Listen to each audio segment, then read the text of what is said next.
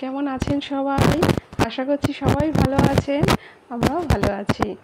আজকের এই নতুন দিনের একটি নতুন ব্লগে স্বাগত জানাই সবাইকে। আর এই যে আমার ছাদ বাগানে চলে এসেছি, আর দেখুন আকাশটা কি দারুণ লাগছে, কি অপরূপ তার পরিবেশ। আর আমার ফুলগুলো দেখলেন তো, দেখালাম কি সুন্দর ছাদ বাগানের ফুল হয়েছে, আর তার সাথে আকাশের এই মধুময়। কিন্তু আকাশ দেখলে তো হবে না, সংসার ধর্ম তো আছে, সংসারে কাজকর্ম তো করতে হবে নাকি। তাই বেশিক্ষণ ছাদে না থেকে চলে এলাম নিচে। তো এসে রান্নাঘরে চলে এসেছি। তার আগে ব্রেকফাস্টটাও করে নিয়েছি, সেটা দেখাচ্ছি পরে। আর তারপর রান্নাবান্নায় চলে গেছি। আর এটা হচ্ছে আমার বাড়িতে পাতা টক দই। আপনাদের তো আগেও বলেছি, আমার ভিডিও যারা দেখেন তারা জানেন যে এই বাড়িতেই আমি টক দই পাতি। আর এদিকে বড়ি ভেজে নিয়েছি, তার কারণ হচ্ছে ওই যে লাউ কুমড়োর তরকারিটা করছিলাম, তাতে বড়ি দেবো।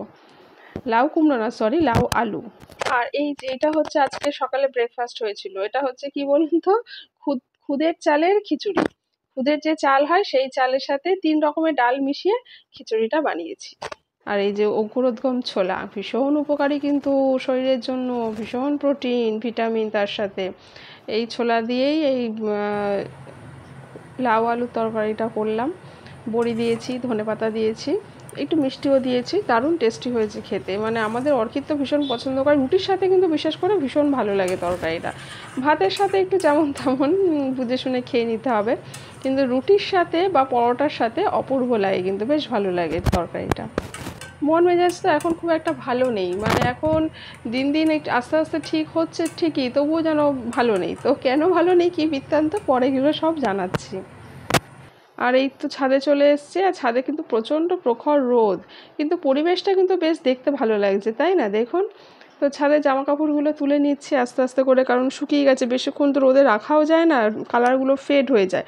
ভালো ভালো জামা কাপড়গুলো তো এই কেচে ধুয়ে রোদে দিলে কেমন তাড়াতাড়ি যেন একটা ডিসকালার কেমন একটা হয়ে যায়। অর্কিদের বাবার আজকে ছুটি আছে, 1 মে যেহেতু, তো আজকে ছুটি। তো আজকে হচ্ছে বৃহস্পতিবার, আর বৃহস্পতিবারে তো অনেক কাজকর্ম থাকে, বিশেষ করে পুজো পাঠের কাজগুলো, তো সেইগুলো সারতে হবে। কিন্তু ওর বাবা কিন্তু কাজে বললে পরে অনেকটা হেল্প করে। আর এদিকে বাজারঘাট করে নিয়ে চলে এসছে, এই যে ফুলকপি আছে, ঝিঙে, ভেন্ডি এইসবই আছে, বেশি বাজার আজকে করেনি। তো যাই হোক, আমার পরে হয়তো করবে। অর্কিতের অনেকগুলো ক্লাস আছে, যেমন ওর গানের ক্লাসের পরীক্ষা আছে, প্লাস আবার ওর টিউশন রয়েছে, কম্পিউটার ক্লাস রয়েছে, তো সকাল থেকে ভীষণ ব্যস্ত। আর ওই জন্য না, মানে হুলুস থুলুস কাণ্ড সকাল থেকে। আর এদিকে এই যে আমি না ঢ্যাঁড়সগুলো, মানে ভেন্ডিগুলো ধুয়ে রাখছি, সব সবজিগুলোই ধুয়ে রাখি। বাজার থেকে আনলে পরে সবজিগুলো ধুয়ে রেখে ভালো করে শুকিয়ে তারপরে ফ্রিজে ঢোকাই, তাতে জিনিসটা কিন্তু ভালো থাকে। আর এটাই করা উচিত। যাই হোক, তো এদিকে আমি এই স্যালাড কেটে নিয়েছি, আগেও আমি দেখিয়েছি এই স্যালাডটা। বিট, গাজর, পেঁয়াজ, ছোলা, কলাইয়ের ডাল, ধনেপাতা, পুদিনা পাতা, লেবু, নুন, যে যেরকম যতটা পারবেন সবই দেওয়া যায়, দিয়ে স্যালাডটা খাওয়া যায়। তো বন্ধুরা, সবাই কেমন আছেন? ভিডিওর শেষ প্রান্ত, তো কিছু কথা বলার জন্য এলাম সামনাসামনি, ক্যামেরার সামনে, না হলে তো পেছনেই কথা বলি। তো টাইটেলে যেটা দিয়েছি সেটা হচ্ছে কাশ্মীরের ট্যুর বাতিল করলাম। তো সত্যিই সেটা, তার কারণ আমাদের একটা চিন্তা ভাবনা ছিল যে আমরা এই পুজোর সময় কাশ্মীর বেড়াতে যাব, কি তার একটু আগে এরকম আর কি, মোট কথা এই ইয়ারের মধ্যে যাব, এমন একটা আমাদের চিন্তা ভাবনা হচ্ছিলোই, হয়তো ফাইনাল মানে করেই ফেলেছিলাম। টিকিট কাটবো, 2 মাস আগে থেকে টিকিট কাটতে হয়, তো সেরকমই একটা চিন্তা ভাবনা, সবই চলছিল, সবই প্রস্তুতি, কিন্তু না, শেষ মুহূর্তে আর এই যা অবস্থা ঘটলো, এরপরে আর মানে কাশ্মীরের কথা ভাবাই যায় না। মানে মানে এই সামনের প্রায় বছর দুয়েক তো একদমই ভাবা যাবে না। তাই বললাম আমরা যে না, তবু অনেকে যাচ্ছে, কারণ এখন পরিস্থিতি অনেকটাই সামলে এসেছে, অনেকেই যাচ্ছে, কিন্তু আমরা যাওয়ার ঠিক সাহস করছি না, বা সেরকম ইচ্ছেটাও আর নেই।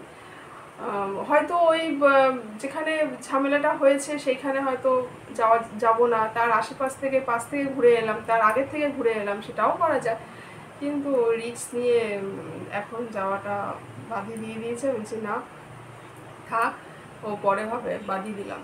তার কারণ এই যা ভয়ঙ্কর, এই যা মানে ব্যাপার হয়েছে, মানে সে ভাবার কল্পনার বাইরে।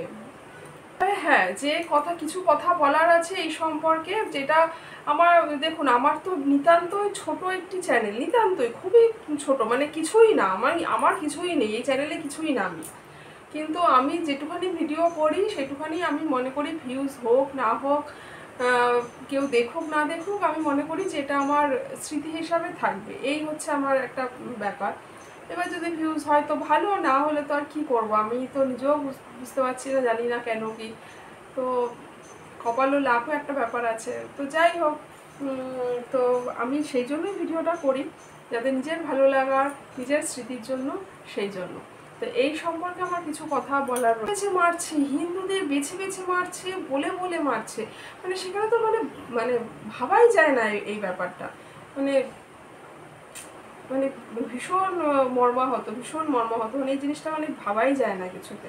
মানে কিছুতে মানে ভূস্বর্গটাকে দেখতে গেছিল, এনজয় করতে গেছিল, তাকে মানে এহসাস করতে গেছিল না, তো তাদের কি তো দোষ ছিল? কোনো দোষ তো ছিল না, তাদের নিরীহ সাধারণ মানুষ, তো তাদের এইভাবে অঘরে প্রাণ দিতে হলো, এই অকালে এইভাবে প্রাণ দিতে, তাদের সংসারটার এখন কি অবস্থা হবে? একটা বাচ্চা, ছোট বাচ্চা, এই যে বৈষ্ণব ভাটার যে ঘটনা, কিন্তু ভাবাই যায় না এরকম কত রয়েছে যে এতগুলো মানুষের প্রাণ গেল, এইভাবে যে হামলা হলো, সবার যে একটা মনে আতঙ্ক দিল, যারা ঘুরতে গেছে তারা তো সব, যারা যারা প্রাণে বেঁচেও গেছে, তাদের যে মনে একটা আতঙ্ক, একটা ভয়, বিভীষিকা, একটা যে ঘুরতে গিয়ে রিল্যাক্স হয়, মানুষের মন ভালো করে, তার পরিবর্তে আরও সেটা বিপরীত হয়ে গেল। তো এইগুলো তো কাম্য ছিল না, বা এগুলো প্রয়োজন নেই। খুবই খারাপ, মনটা খারাপ, আর এটা হওয়াটাই স্বাভাবিক, হয়তো অনেকেরই মন খারাপ।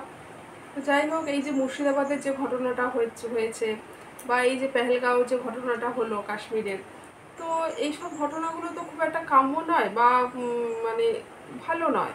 তো এই জিনিসগুলো বেছে বেছে হিন্দুদেরই মারা হচ্ছে, ধর্মের নামে যে একটা এরকমভাবে একটা অরাজকতা চলছে, তো এইগুলো না ঠিক মেনে নেওয়া যাচ্ছে না, বা এগুলো ঠিক হচ্ছে না। তো এই সন্ত্রাসের বিরুদ্ধে কিন্তু আমাদের সবাইকে একজোট হতে হবে, এদের কিন্তু কোনো ধর্ম হয় না। তো এই যে সন্ত্রাসবাদ যেটা হচ্ছে, জঙ্গি হামলা, এটা কিন্তু একদম ঠিক হচ্ছে না, এই নিয়ে কিন্তু সত্যি আমরা খুব শোকাহত। তারপরে এই যে অঘরে যে প্রাণগুলো গেল, এইগুলো তো মানে ঠিক না, না? তো সেইগুলো নিয়ে সত্যি মানে একটা পদক্ষেপ নেওয়া উচিত, সরকারের কাছে রিকোয়েস্ট করব। তো এই নিয়ে যেন একটা মানে জোর কদমের একটা পদক্ষেপ নেওয়া হয়, যাতে এই রকম ঘটনা যেন আর না ঘটে, পুনরাবৃত্তি যাতে না হয়। তার কারণ এতে তো প্রচুর ক্ষতি হচ্ছে, প্রচুর মানসিক অশান্তি হচ্ছে, না একটা মানে বাচ্চা, বয়স্ক, নির্বিশেষে সব মানুষেরই।